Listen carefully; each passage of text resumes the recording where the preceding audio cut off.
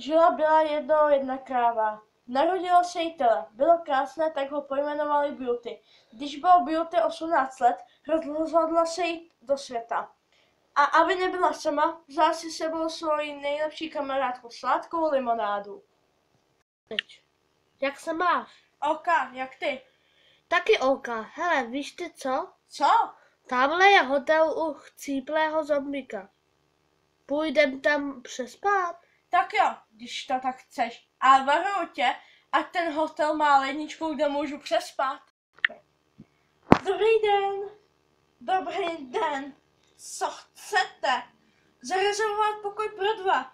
Promiňte, ale tady žádný volný pokoj není. Tak si trhni zobákem. Tak půjdem do kina. Půjdem na Star Wars? Jasně. Teď. 2 lístky na Star Wars, prosím. Jistě. Sál 4, řada H, sedadlo 1 a 2. O hodinu později. To byl best film. Jo, a víš ty co? Budem spát pod čirákem. Pokračování příště. Režie Mara Němečková. Já jsem to popletla, no to je jedno.